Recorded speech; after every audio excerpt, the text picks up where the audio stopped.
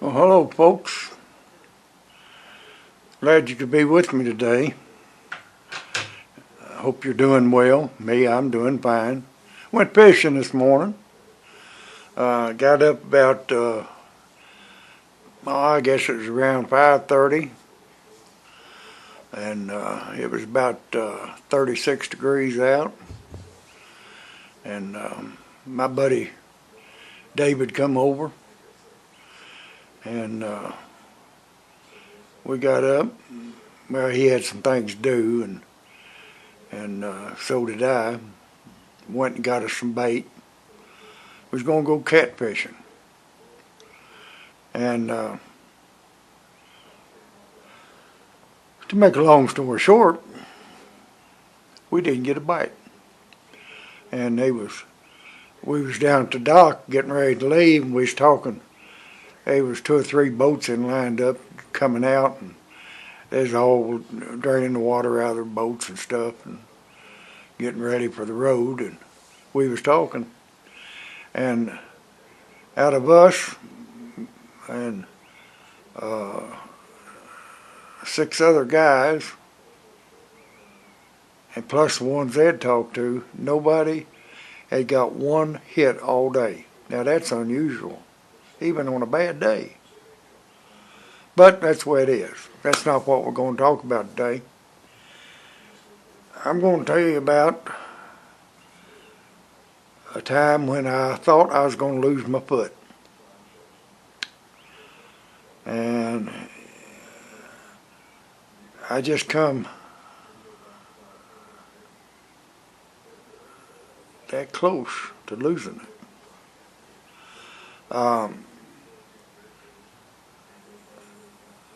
I was in between jobs. I'd already been retired for a long time. I took on a little job for the National Guard and finished that. And I was off. I didn't have nothing to do.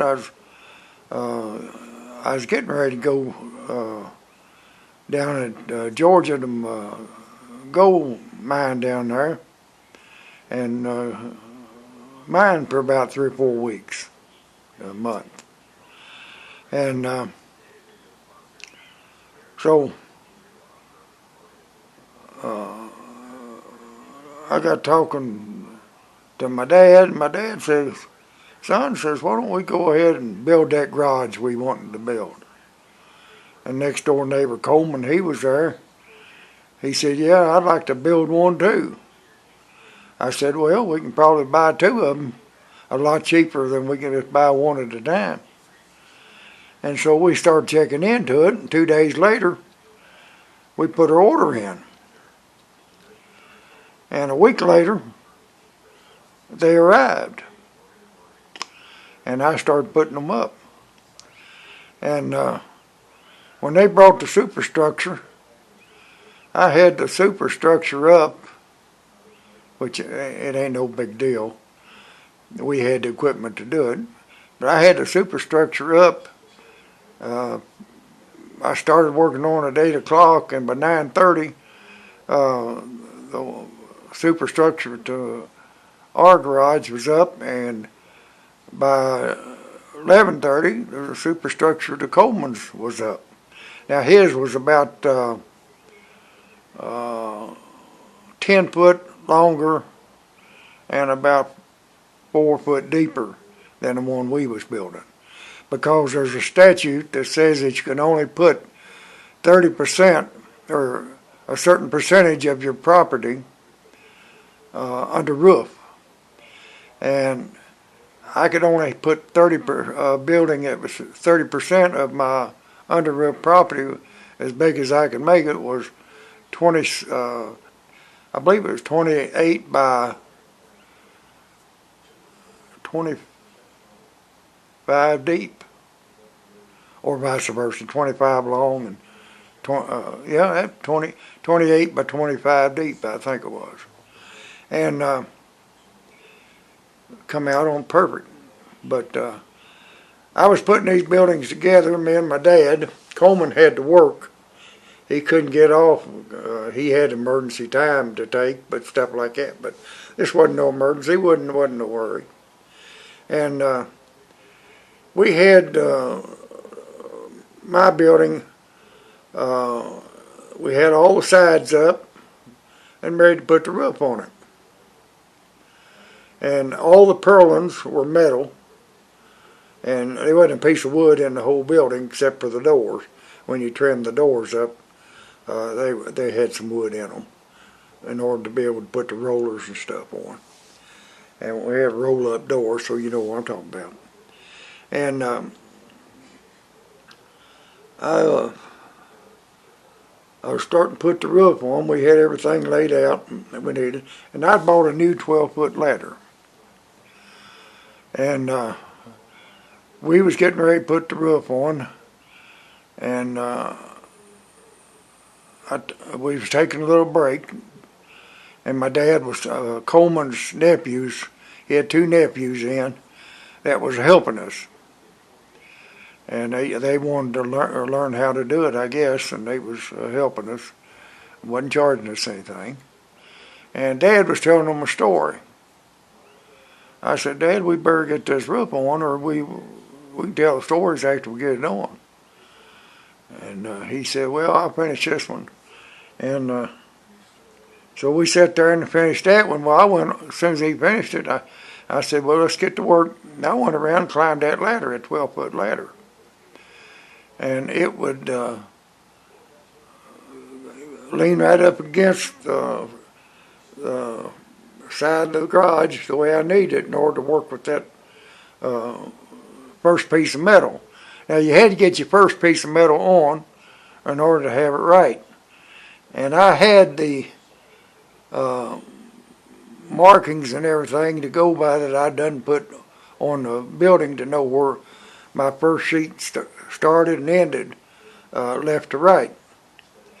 And had them the same way at the top, left to right. And it was square. So we got the ladder up there, and I was getting up there to take on that first piece of metal to go up. We was going to slide it up over the purlins. And I got up there and I said, I'm up here, boys, let's go. And I no sooner said that than that new ladder, I don't know what caused it, but that ladder bent.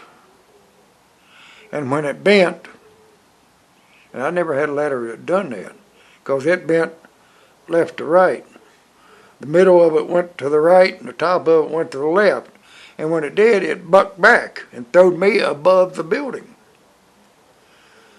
And I guess it seemed like I was about 2 foot upside down and coming down, starting down headwards, head first. And I reached out and grabbed a hold of that purlin so I wouldn't hit the ground and the ladder with my head. And so I caught myself, and that purlin was about 8 to 12 inches long, where it had the overhang from the bottom of the garage. And this was the very end purlin on the end of the building. And it was metal. Of course, it had sharp edges. And when I hang there as long as I could, and I told them to come around and put the ladder back under me. And when they come around there and they seen what was happening, they run to get a hold of the ladder, but it was too late. My fingers had done cut to the bone hanging onto that purlin, and I started sliding off of it. And when I slid off of it, I had to look down to make my feet land straddle of any wood that was down there. And when I landed, I had my sole tapered to run water away from the building. And I had on a pair of work tennis shoes. They was high tops, and they come, I guess you call them a 3/4. You got the low quarters, and then you got a 3/4. They come up just above your ankles. And when them tennis shoes hit that ground, and the force that I came down with, which I guess in 12, 15 feet you pick up a little speed coming down. And my right foot, when it hit the ground, that tennis shoe stuck. And my leg bone just kept on going, and my right leg, or my right foot and ankle, dislocated. And came up the right side of my leg with my sole of my foot pointing to the right, my toes pointing straight out, my heel pointing back that way. And it stretched that skin around that leg bone to where it just looked like a bone sticking down. I thought I'd done knocked my leg off or foot off somewhere or another. But then after I got to looking, I seen my foot was up just below my knee, about an inch or two below my knee, and against the muscle there. And I told my dad to get around there and sit down so I could treat myself for shock. And he come around, he sat down, and I put my head on his lap, and I told the boys to get something to raise my feet up. And I believe they got a couple of 5-gallon buckets, I believe, to put my feet on. About all we had right at the time. And I told one of them to go up and tell my stepmother to call 911. So they did. And they treated me for shock there, or I treated myself. They didn't know what to do, really. But I wasn't in no pain. When it happened, it just a little flash. Every time you treat nerves that way, you'll see a flash in your mind, a flash of light. And it's the nerves breaking, is what it is. And but there wasn't no pain in it whatsoever. In fact, to this day, that foot has never hurt. But when they come and got me, of course, they cut my shoes off and stuff, and got where they could tend to it. And they gave me an IV for shock, and took me to the ambulance and to the hospital. Well, back at that time, we had an old hospital. They hadn't built a new one yet. So they took me down there first, and 3 doctors, and a couple male nurses or female, I don't know what kind it was. They tried to pull my foot down to my ankle where it's supposed to be. They could not move it. Those tendons had stretched and tightened so tight that they couldn't move it. And so they sent me to University of Kentucky Sports Center Hospital. And Dr. Quasi done all the operations on the football team and the basketball teams when they got hurt. And he done all the x-rays and stuff. And he said, "Are you in any pain?" I said, "No." And they said, "Well, we're going to give you some No-Mem, because we're going to have to bring that foot back down there, or it's going to quit getting blood." And I guess they give me the No-Mem. I don't know when they done it, but and it took I don't know. They went in and cut a liter or two and loosened that foot up and got it back down where it was at. And, they said it was hard to do. I don't know. I don't even remember them doing it. But I woke up after it was done. But they told me they was going to have to do an operation and so forth. And I said, "Well, I want to watch it when you do it." And he said, "No," I said, "we can't let you watch it." I said, "Look," I said, "I'm paying for this." And I said, "I want to watch it." And they said, "Well, you can't watch it." And that was the last they said on it. Well, I laid there a little while, and they was waiting for one more doctor to get there. That was Dr. Quasi's number one man, and he called anytime they had one of those $1 million operations, because they said that's what it was to a sports player. I wasn't no sports player, but they fixed these kind of many a times, and they called them $1 million operations. Now, why, I don't know. I guess maybe it costs $1 million to do it. I don't know. But anyhow, I told the nurse, I said, boy, my mouth is dry as cotton. I said, have you got any juicy fruit gum? She says, no, we can't give you no chewing gum. I said, I just need a piece chew on enough to get my mouth wet. I said, all this medicine stuff make my mouth bone dry. And I know I can't drink no water. Well, she had some juicy fruit gum out there in the machine, the waiting room. And my wife went and got it and brought it back and gave it to her. And she said, you can have one piece. And she gave me that one piece. Boy, I started chewing that juicy fruit, and it was so good. And she didn't know it, but every time I get a piece of chewing gum in my mouth, I can swallow it and not even realize I swallowed it. But I realized when I swallowed this one, because I meant to. And I said, doggone it, I swallowed that piece of chewing gum. She said, no, you didn't. I said, yeah, I did. And she told Dr. Quasi, he said, we'll have to give him a spinal then, because he can't go under anesthesia after swallowing that chewing gum. Now, why, I don't know, but I knew you wasn't supposed to swallow chewing gum before an operation. And so when they said they'd give him my spinal, I looked at my wife, and I gave her a little wink. I said, guess I'll get to watch this operation. And so when they started that operation, I said, Doc, I said, you turn that TV up there around to where I can see it too, because I'm watching this operation, or you ain't going to start this operation. He said, if I don't start this operation, you're going to lose a foot.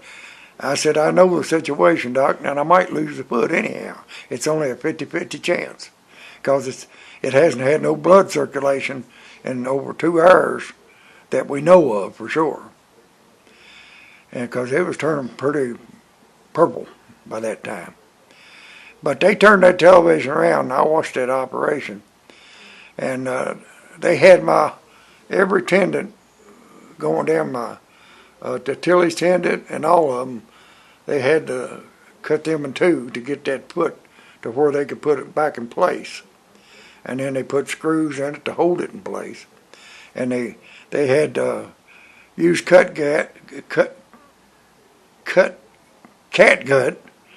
to tie them up on the inside of all those tendons and stuff, because that catgut would be absorbed by the body.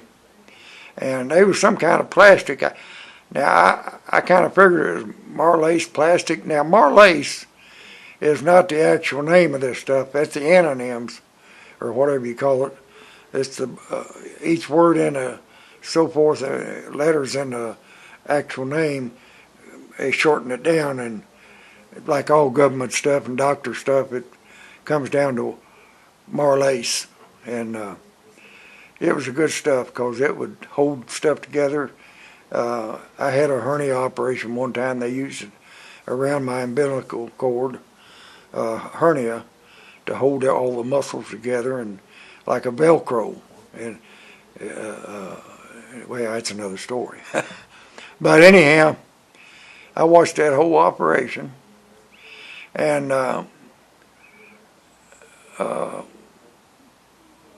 when they started stitching everything up, and they put the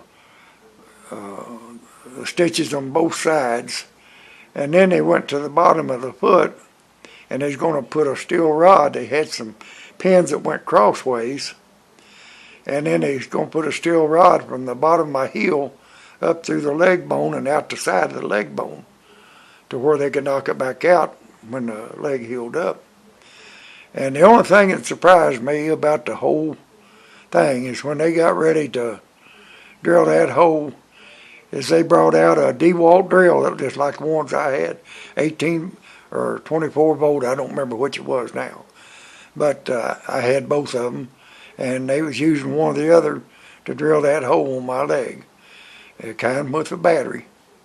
And they drilled that up there and drove that pin up through there, and done a good job. It went right out the side where it was supposed to, and they got everything back together, and they wrapped up my leg in gauze and put a cast on it. And they said, you'll have to come back in 2 weeks so we can change this cast and see if it's getting blood. If it ain't getting blood, and if there ain't some pink tissue there, he says, we're going to have to take that foot off. I said, I know that. I said, I had training, and I know what happens when you don't get blood to a tissue. But I said, if that's what happens, that's what happens. We won't worry about it. We'll just try to get it to working and getting blood. Well, they put that cast all together, and they sent me home for 2 weeks. And boy, that thing, I could smell it in that cast because I couldn't wash it or anything. And I went back home, and I worked with that thing. I done knee bends and kept that thing working. And I don't know if that helped or not, but when I went back in 2 weeks, they took that cast off. And if you ever heard anybody call something a stinky butt foot, well, that's what it was, because it stinked worse than any butt I ever seen. Yeah, I mean, it was stinky. And it almost make you sick. But all the skin had died on that foot. But there was pink skin underneath that old skin. And they said, well, says, I don't know if it's going to be of use to you, but I think you're going to be able to keep it, he said. That was Dr. Quasi talking to me. And I said, well, if it stays alive, I'll use it. And so I went into another cast for 6 more weeks. It was a fiberglass cast with hinges on it. And at the end of as soon as they put it on there, they put hinges on one side, top and bottom. And what would happen at the end of the period, that fiberglass is so strong, and it builds up heat inside your leg. So even though you're going to have it on there 6 weeks, you got to be able to go to the doctor, and he'll take them hinges and he'll loosen them up and he'll open that cast. Otherwise, they'd have to grind it every time, and they cut you a lot of times when they grind them. And so every 2 weeks I went back, and he opened that cast up, and he took out that old gauze that was around my leg, and he washed my leg in antiseptic and put new gauze on it and put that back around it and clamped those clamps down again. And they were like a clamps on a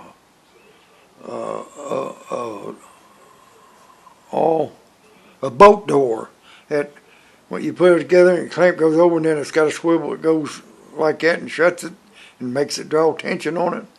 That's the kind of clamps they were. They were made just for that, though. And so I done that every 2 weeks. And that thing smelled bad every 2 weeks, but It's not near as bad as it did that first time I had all that old tissue on. But just doing it every 2 weeks with this new cloth and the new antiseptic put on there, by the time that antiseptic wore off, then it didn't have as much time to start stinking as it did before, because it was generating new flesh. And so I think they ended up making me stay in that cast for 8 weeks, because it just wasn't, the tendons is what they was worried about. They didn't want them to start stretching and stuff too quick. But after 8 weeks of that and the 2 weeks prior, that made 10 weeks. And then they put my leg in a moon boot. And that was the worst part about the whole situation. Because that moon boot, the way it was made, it caused my leg to swell something fierce. Now, it never swelled any the whole time with just the cast on it. It would get hot and itchy, but it didn't swell. I don't know what the difference was. But they put that moon boot on and said, you're going to have to start walking on that moon boot. Well, I tried walking on it, and it wasn't no hard thing to walk on it, because I'm not one that feels pain anyhow. All my pain feels like pressure is all it feels like. They used to pull my teeth and everything when I was a little kid without numbing it, because I didn't feel the pain. Never did feel pain. And so they got that moon boot on and everything, and I started walking on it. And I didn't have to go back for 3 weeks, because I could wash it, take a shower and everything, take that moon boot off, go in there, and I had antiseptic soap and everything to use on it. And that part worked out well. But I wore that moon boot for 3 days. And it went over in the corner, and I got my combat boots out. And them things, I had to have the kind, I always wore the kind that tankers wore, high top ones. They come up, I think they were 14-inch above the ankle, I think. So I can't remember, but a certain number of inches. They were the highest ones. And I laced them things up tight with a good cotton sock on, and I started walking. And when I went back for my next checkup, I went in there and I took that moon boot back. I said, I don't know if you want this or not, but they ain't worth the paper that they wrote it up on to get it, because I said, it ain't worth 2 cents. I said, it makes my foot swell. And I said, I wear these right here. And you know, I didn't wear crutches or nothing with them combat boots on. And I think that was the only thing that really saved that foot. And after I went back on that next checkup, I went back to work next week. Now, yeah, I was walking a little stiff-legged because that foot didn't want to bend. But I made it bend as much as I could. And I done a lot of things that would make me bend it, like walking up hills and walking down hills and stuff. But now to this day, I've only got about 15% travel in each direction of what it's supposed to bend. But I go on it, I don't limp or nothing. And it don't hurt, and I still got it. Thank God for that. It was all in His hands anyhow. And I didn't gripe about getting hurt. And I done what the doctor told me, except for that moon boot. Chucked it over in the corner and got my combat boots. And they were the best thing for it. And